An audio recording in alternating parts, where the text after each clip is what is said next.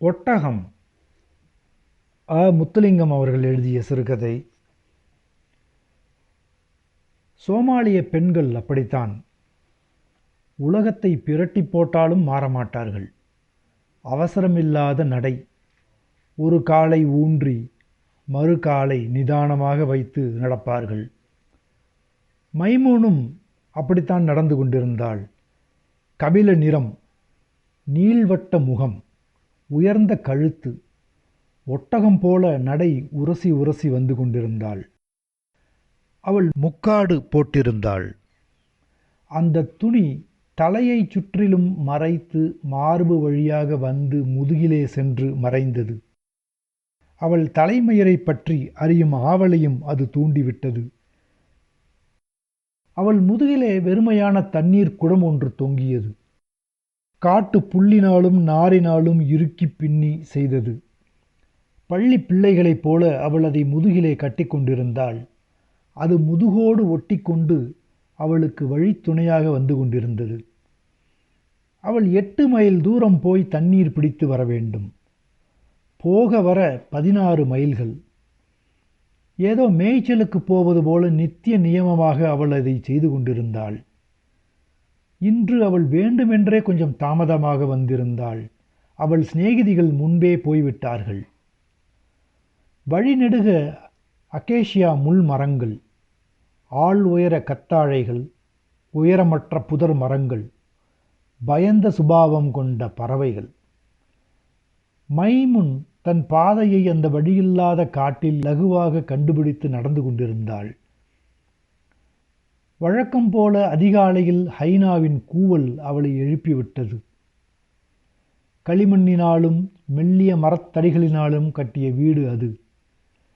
புல்லினால் வேய்ந்த கூரை, குளிரை தடுக்கும் வல்லமை இல்லாதது.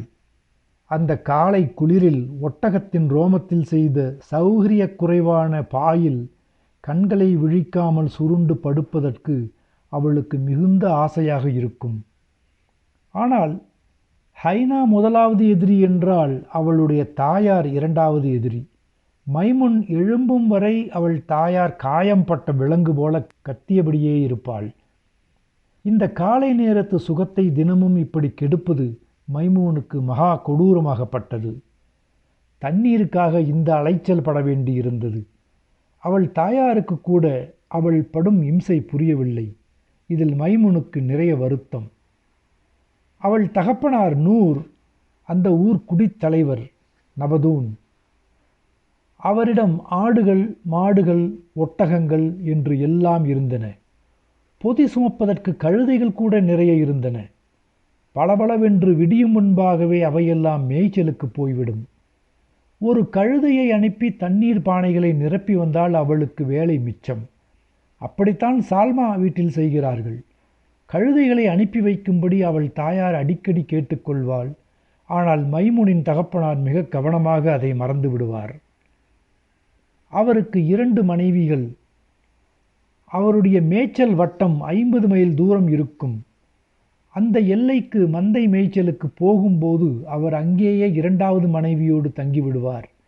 இப்படி வருடத்துக்கு 2 மாதங்களாவது காணாமல் போய்விடுவார்.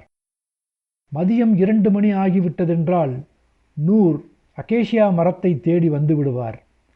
அங்கே அவருடைய கூட்டாளிகள் காத்திருப்பார்கள். சாட் என்று சொல்லப்படும் போதை இலையை கொடுப்பிலே எல்லோரும் இடுக்கிக் கொள்வார்கள்.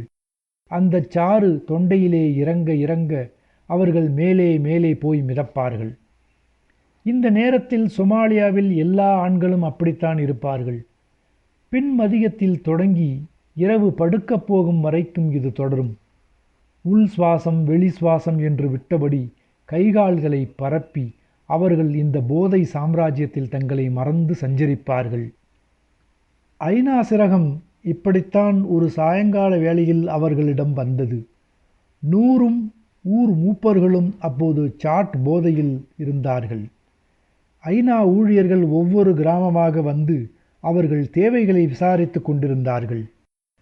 சிலர் ஆழ்கிணறு தோண்டித் தரும்படி வேண்டினர். சிலர் வாய்க்கால் கேட்டனர். சிலர் பம்பு செட்டு என்றார்கள்.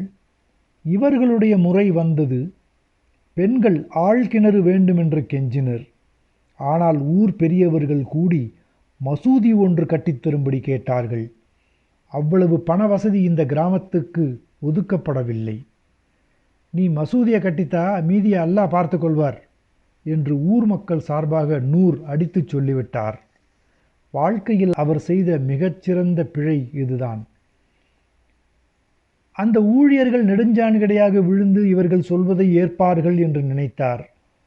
அவர்கள் என்னவென்றால் பக்கத்து கிராமத்துக்கு போய்விட்டார்கள். அங்கே தூர்ந்து கிடந்த கிணற்றை பழுது பார்த்து இன்னும் ஆழமாக்கினார்கள். வருடம் முழுவதும் நீர் சுரக்கிறது. தினம் தினம் 8 மைல் தூரம் அவள் தண்ணீருக்காக அங்கேதான் போகிறாள். சூரியன் மேலே மேலே வந்து கொண்டிருந்தான். மைமுன் தனக்கு தெரிந்த ஒரு குறுக்கு பாதையில் இறங்கினாள். அங்கே பார்த்த இடமெல்லாம் சாட் பயிரிட்டிருந்தார்கள். வேப்பஞ்செடிகள் போல அவை கூர்மையாகவும் செழிப்பாகவும் வளர்ந்திருந்தன. ஆடுகள் மேயாமல் இருக்க முள்வேலி போட்டிருந்தார்கள்.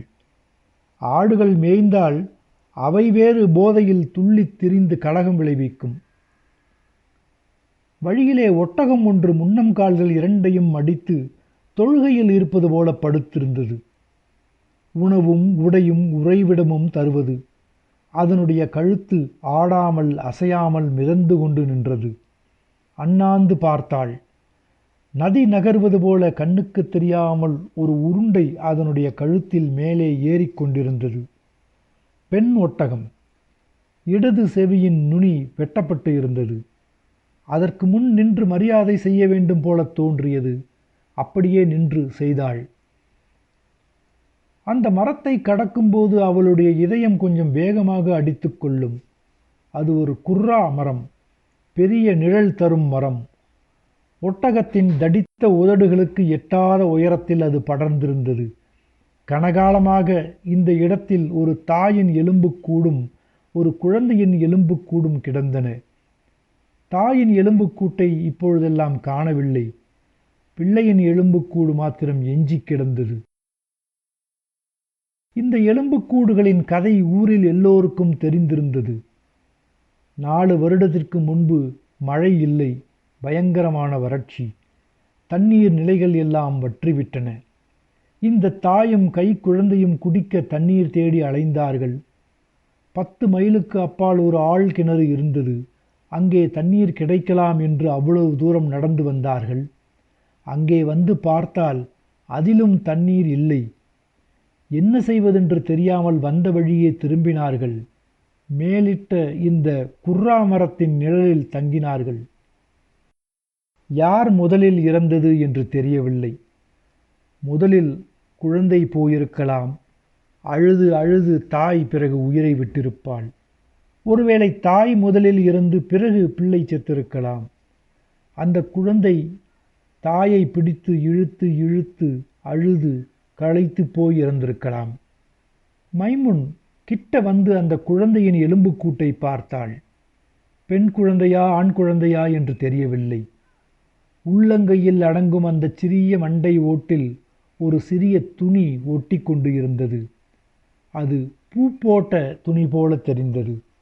அது பெண் குழந்தையாக இருக்கலாம் என்று ஊகித்து கொண்டாள். இப்போது சில நாட்களாக அவளுக்கு தனிமை தேவைப்பட்டது.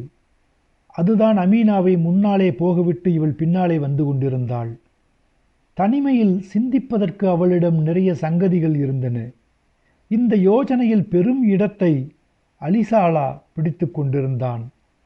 அவனுடைய முகம் அவளுக்கு அடிக்கடி தோன்றியது. 15 வயது பிராயத்தவளுக்கு இது புதுமையாக இருந்தது.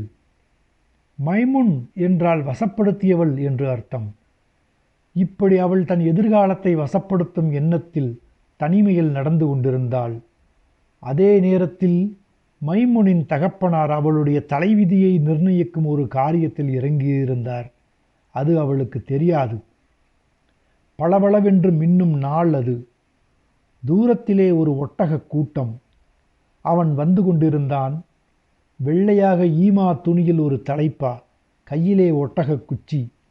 ஒட்டக கயிற்றை முன் எடுத்து தோள்பட்டையில் மாட்டிக்கொண்டிருந்தான். ஒட்டகத்துக்கு முன்பு மெதுவாக நடந்து வந்து கொண்டிருந்தான். ஒட்டகத்தின் நீண்ட கழுத்தும் அந்த தலையும் மேலும் கீழுமாக அசைந்து கொண்டிருந்தது. அந்த காட்சி மிகவும் அழகாக இருந்தது. சோமாலியாவில் மனிதர்களை பார்க்கிலும் ஒட்டக எண்ணிக்கை அதிகம். பொதி சுமப்பதற்குத்தான் ஒட்டகம். அதன் பின்னே செல்வார்கள் அல்லது முன்னே போவார்கள். பயணம் செய்வது என்பது கிடையாது. அலிசாலாவும் அப்படித்தான் அதன் முன்னே மிக்க மரியாதையுடன் வந்து கொண்டிருந்தான். அவனுடைய முகம் தெரிந்தது. தயக்கமான கண்கள், இன்னும் தயக்கமான தாடியும் மீசையும் முளைப்பதா வேண்டாமா என்ற தயக்கம். எதையோ சொல்ல விரும்புவது போன்ற முகம். ஒல்லியாக இருந்தால் அவன் அருகில் வந்ததும் இவள் நடப்பதை நிறுத்திவிட்டு அவனையே பார்த்து கொண்டிருந்தாள்.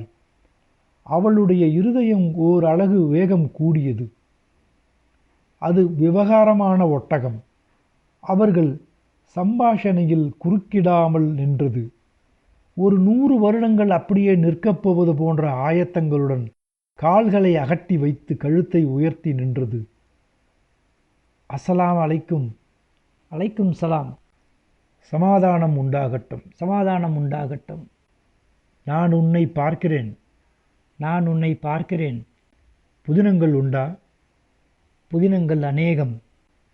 இன்று தாமதமாக வந்து விட்டாயே. அதற்கு நான் என்ன செய்ய? சூரியன் தாமதமாக அல்லவோ என்று எழுந்திருந்தான். கவனிக்கவில்லையா? உண்மைதான். சூரியனும் சோம்பலாகி கொண்டு வருகிறான் உன்னை போல. நான் ஒன்றும் சோம்பல் இல்லை. பார், எவ்வளவு தூரம் போய் வருகிறேன்.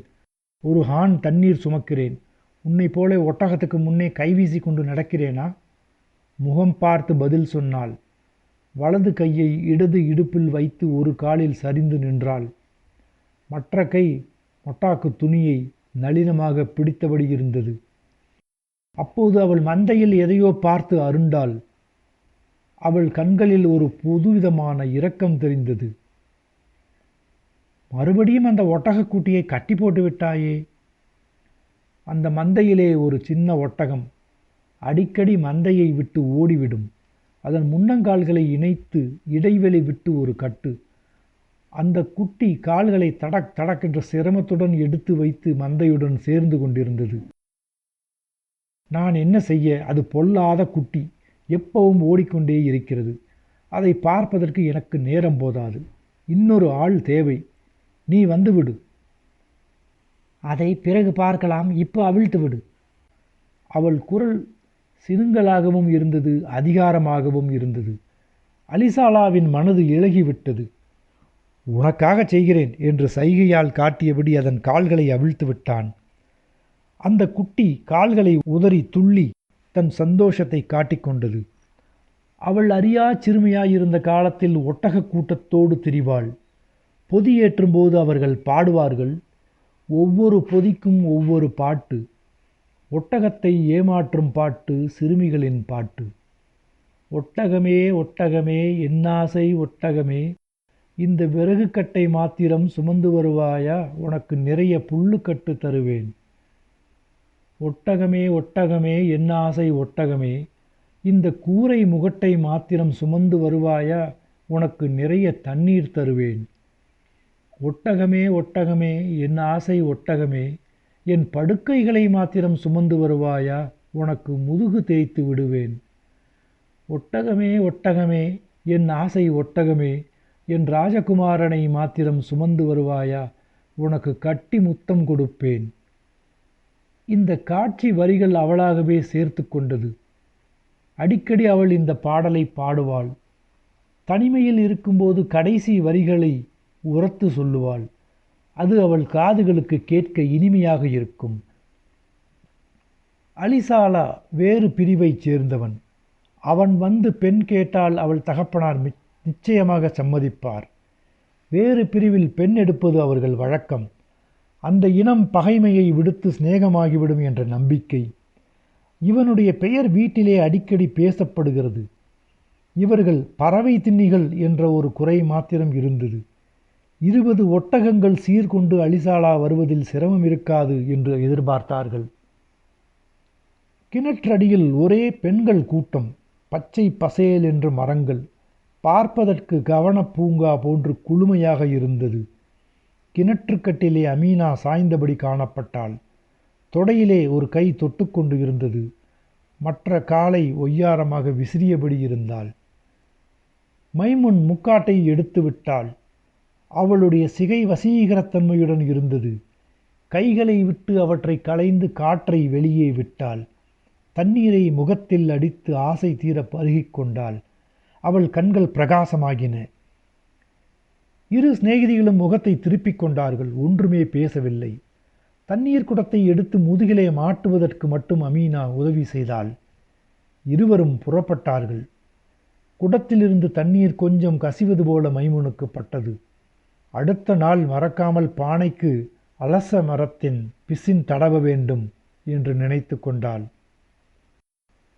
வறுமையில் வாடிய 2 தங்க நரிகள் நிலத்தை மணந்தபடி அவர்களை தாண்டி ஓடின. ஒரு மஞ்சள் குருவி உயிக் உயிக் என்று சத்தம் செய்தது. மைமுனுக்கு திடீரென்று சிறுநீர் கழிப்பதற்கு பேரவா பிறந்தது. நெளிந்தபடி அமீனாவை ஒரு அரைக்கண் பார்வை பார்த்தாள். அவளும் மைமுனின் உடல் மொழியை புரிந்து கொண்டு தலையை அசைத்தாள். தண்ணீர் பானையை மெதுவாக இறக்கி வைத்தார்கள். 2 கற்களை எடுத்து உரசி சத்தம் செய்தபடியே பாறை மறைவில் ஒதுங்கினார்கள். மைமுன் காலை அகட்டி குந்திய சிறிது நேரத்திலே ஒருவித உற்சாகத்துடன் நீர் பிரிந்தது. பாம்பு சீறுவது போன்ற சத்தத்துடன் அது நிலத்தை அடைந்தது. மைமுனுக்கு பெரும் சுமை ஒன்று இறங்கிய சுபம். அந்த நேரத்தில் அலிசாலாவின் நிச்சயமற்ற கண்கள் நினைவுக்கு வந்தன. அவனை தீவிரமாக காதலிக்கலாமா என்ற எண்ணம் அவளுக்கு மறுபடியும் தோன்றி மறைந்தது. உன்னுடைய ஆள் அங்கே சுற்றி கொண்டிருந்தானே. இப்படி சொல்லி அமீனா அவர்களுக்கிடையே இறுகிப்போன காற்றை மெல்ல உடைத்தாள். பிறகு சிநேகிதிகள் இருவரும் கலகலவென்று பேசத் தொடங்கினார்கள். அவர்கள் அந்யோன்யம் தானாகவே பற்றி கொண்டது. அமீனா அவளுடைய வழக்கமான புலம்பலை தொடங்கினாள். இவனை நம்பி இராதே. இவன் உனக்கு மகர் கொண்டு வரப்போவதில்லை. வேறு ஆளை பார். இவன் பெண் கேட்டு வரும்போது உனக்கு 40 வயது தாண்டிவிடும். அதற்கு பிறகு உனக்கு எப்படி பிள்ளை பிறக்கப் போகிறது? பிள்ளை கிடக்கட்டும். ஒரு நாளை போல ஒட்டகம் செய்யாத வேலையெல்லாம் செய்கிறேன். என்னை போய் சோம்பல் என்று சொல்கிறானே. மைமுனுடைய தாயார் 20 வருடங்களில் 11 பிள்ளைகளை பெற்றவள். ஒட்டகங்களில் கூட 10 குட்டிகள் ஈன்றதும் அவற்றின் இடது காது நுனியை அடையாளமாக வெட்டி விடுவார்கள். அந்த ஒட்டகம் அதற்கு பிறகு இளைப்பாற அனுமதிக்கப்படும். அந்த சலுகை கூட பெண்களுக்கு இல்லை. அவர்கள் சாகும் மட்டும் பெற்றுக்கொண்டே இருக்க வேண்டும். மைமுன் உதடுகளை விரிக்காமல் கருப்பு புன்னகை ஒன்றை உதிர்த்தாள். அமீனா, என் இனிய சிநேகிதியே, நான் என்ன செய்ய போகிறேன் என்று உனக்கு தெரியுமா? என்னை அவ்வளவு சுலபத்தில் அடிமைப்படுத்த முடியாது. இப்படி சொல்லிக்கொண்டே அவள் அருகில் வந்து அமீனாவின் காதுகளில் ஏதோ ரகசியம் சொன்னாள். இருவரும் ஒரு சதி ஆலோசனையை முடித்த திருப்தியோடு விழுந்து விழுந்து சிரித்தார்கள். கண்ணில் நீர் பொங்க சிரித்தார்கள். தண்ணீர் குடம் குலுங்கச் சிரித்தார்கள். வீடு வரும் வரை இப்படி சிரித்து கொண்டே வந்தார்கள். வீட்டிலே இன்னும் நிறைய வேலைகள். தண்ணீர் குடத்தை இறக்கி வைத்தாள். அவளுடைய தாயார் வழக்கம் போல சந்தைக்கு போய்விட்டாள். காட்டிலே போய் விறகு பொறுக்கி இரவு சமையல் செய்ய வேண்டும். பிறகு மீதமிருக்கும் ஒட்டகப்பாலை சந்தைக்கு எடுத்து போக வேண்டும். இரவு சமையலை விரைவாக முடித்தாள். பாலிலே உதிர்ந்த சோளத்தை போட்டு காய்ச்சினாள். நம்பிக்கை ஊட்டும் நறுமணத்துடன் அது பொங்கியது. சுரைக்குடுவையை எடுத்துக்கொண்டு வெளியே வந்தாள். ஒட்டகம் அவளுக்காக பொறுமையுடன் நின்று கொண்டிருந்தது. இடது காலில் நின்று வலது காலை மடித்து முழங்காலில் ஊன்றிக்கொண்டாள். உறுதியான வடிவம் கொண்ட வலது தொடைக்கும் மெலிந்த வயிற்றுக்கும் இடையில் குடுவையை வைத்தாள். அது அங்கே கச்சிதமாக பொருந்தி நின்றது. பாலை கறக்கத் தொடங்கினாள். சரிகணக்காக அது குடுவையை போய் ஒருவித கதகதப்புடன் நிறைத்தது. முழங்கையை நக்கியபடி குடுவையை எடுத்துக்கொண்டு சந்தைக்கு விரைந்தாள். ஊரடங்கி நிசப்தமான போது அவள் படுக்கச் சென்றாள். அடுத்த நாள் அதிகாலையை நினைக்கும்போது அவளுக்கு பயமாக இருந்தது. இந்த ஹைனாவும் அவளுடைய அம்மாவும் அவளுக்கு விரோதம் செய்கிறார்கள். விடியும் முன்பாகவே அவளை எழுப்பி விடுவார்கள். ஆசை தீர நித்திரை கொள்ளும் சுகம் எப்படி இருக்கும் என்று அவளுக்கு தெரியாது. அந்த அதிகாலை நித்திரைக்காக அவள் எதுவும் செய்ய தயாராயிருந்தாள். இந்த சிந்தனைகளுக்கிடையில் அவள் இமைகள் ஒன்றை ஒன்று தீண்டின. அடுத்த நாள் அவளுடைய விடியற்கால அவலங்கள் ஒரு முடிவுக்கு வந்தன. ஹைனாவின் தொந்தரவு இல்லை. அம்மாவும் மௌனமாகிவிட்டாள். தூரத்தில் மேய்ப்பர்களின் மேய்ச்சல் ஓசைகள் மாத்திரம் கேட்டன. இவ்வளவு அழகான விடியலை அவள் கண்டதில்லை. பக்கத்து ஊரில் இருந்து பெரும் கூட்டம் ஒன்று வந்திருந்தது. பளபளவென்று விடியும் போதே வந்துவிட்டது. நூறும் ஊர் பெரியவர்களும் கிராமத்து எல்லையிலே நின்று அவர்களை வரவேற்றார்கள். அவர்கள் வழக்கப்படி வேரோடு பிடுங்கிய சோளப் பயிர்களை கைகளிலே தூக்கி அசைத்து அசைத்து அவர்களை அழைத்து கொண்டு வந்தார்கள். ஒரு சைதன்யம் திரண்டு வருவது போல அது இருந்தது. மைமுனை பெண் கேட்டு வந்திருந்தது. அந்த கூட்டம் ஒரு நாள் பயண தொலைவில் இருந்து வந்திருந்தார்கள். அந்த ஊர் நபதூன் தான் அவர். 50 வயதுக்காரர். 3ஆம் தாரமாக மைமுனை மணக்க சம்மதம் தெரிவித்திருந்தார். 50 ஒட்டகங்களை சீர்கொடுப்பதாக பேசிக்கொண்டார்கள். ஊர் முழுக்க இந்த அதிசயத்தை பார்க்க திரண்டு வந்திருந்தது. மைமுனின் தாயார் தட்டையாக மறுத்துவிட்டாள். இவ்வளவு தூரத்தில் மகளை கட்டி கொடுத்தால் பின்பு அவளை பார்ப்பது என்பது நடக்காத காரியம். அலிசாலா பெண் கேட்டு வருவான் என்று எதிர்பார்த்தாள். மைமுன் அவனிலே எத்தனை ஆசை வைத்திருந்தாள் என்பது அவளுக்கு தெரியும். நூர் அப்போது சாட் போதையில் இல்லை. இறை அச்சம் உடையவர். ஆதலால் மறுவாசிப்பில் 50 ஒட்டகங்களுக்காக மகளை விற்பதா என்று தயங்கினார். தாயும் தகப்பனுமாக மகளிடம் வந்தார்கள். சிக்கலில்லாத சொற்களை தெரிவு செய்து அவளிடம் யோசனை கேட்டார்கள். எப்பவும் மைமுனிடம் அதிசயிக்க வைக்கும் சில நிமிடங்கள் கைவசம் இருக்கும். அவள் தயங்காமல் சம்மதம் தெரிவித்து விட்டாள். பிடிவாதமாக கூட இருந்தால் அவர்களுக்கு ஆச்சரியம் தாங்க முடியவில்லை. நிக்கா முடிந்த கையோடு மைமுன் தன் கணவன் வீட்டுக்கு புறப்பட்டாள். அவர்கள் கொண்டு வந்திருந்த ஒட்டகங்களும் கழுதைகளும் பயணத்திற்கு தயாராக இருந்தன. அந்த சமயம் பார்த்து அவளுடைய பிராண சிநேகிதி அமீனா வந்து சேர்ந்தாள். அவள் காதுகளில் மைமுன் ரகசியம் பேசிவிட்டு வீடு வந்து சேரும் வரை சிரித்தது ஞாபகத்துக்கு வந்தது. இவள் உண்மையாக அல்லவோ சொல்லியிருக்கிறாள் பாவி என்று அமீனா நினைத்து கொண்டாள். நான் ஒரு 50 வயது கிழவனை மணக்கப் போகிறேன். அவனுக்கு 3வது மனைவியாக. அவன் சாட் சாப்பிடுபவனாக இருக்க வேண்டும். அந்த மயக்கத்தில் அவன் என்னை தினமும் அதிகம் அணுக மாட்டான். மிஞ்சி போனால் 2 குழந்தைகளோடும் தப்பி விடுவேன். இப்படி சொல்லிவிட்டு அவள் ஓ என்று சிரித்தாள். பரிகாசம் என்றுதான் முதலில் அமீனா நினைத்திருந்தாள். அப்படி இல்லை, இவள் உண்மையாகத்தான் கூறியிருக்கிறாள். அமீனாவுக்கு சொல்லாத இன்னொரு காரணமும் இருந்தது. அதுவும் சீக்கிரத்திலேயே அவளுக்கு தெரிய வரும். புறப்படும் சமயம் திடீரென்று மைமுன் அழத் தொடங்கினாள். காரணம் தெரியவில்லை. ஹூயா ஹூயா என்று அழைத்து தாயாரை கட்டிக்கொண்டு விக்கி விக்கி அழுதாள். அடி பாவி பெண்ணே, எதற்காக இப்படி அழுகிறாய்? சொல்லித் தொலை. உன் விருப்பப்படிதானே ஒரு முழு நாள் பிரயாண தூரத்தில் இருக்கும் இந்த சின்ன ஊரில் உன்னை கட்டி கொடுக்க சம்மதித்தோம். நீ இங்கே ராசாத்தி மாதிரி இருந்திருக்கலாமே. பாதகத்தி, இப்போ போய் அழுகிறாயே. மைமுனால் அப்பவும் அழுகையை அடக்க முடியவில்லை. மாலை மாலையாக கண்ணீர் வழிந்தது. விம்மியபடியே சொன்னாள், உண்மையான காரணத்தை சொல்லட்டுமா ஹூயா? கூறுகட்டவளே, சொல்லடி. இப்படி குடியை கெடுத்து விட்டாயே. ஹூயா, அந்த ஊரில் தண்ணீர் கொட்டி கொட்டி வருமாம். வருடம் முழுக்க வற்றாதாம். தினம் தினம் 16 மைல் தூரம் நடக்க தேவையில்லை. இதை சொல்லிவிட்டு மைமுன் தன் தாயின் முகத்தை ஏக்கத்தோடு பார்த்தாள். பார்த்துவிட்டு இன்னொரு முறை அழத் தொடங்கினாள்.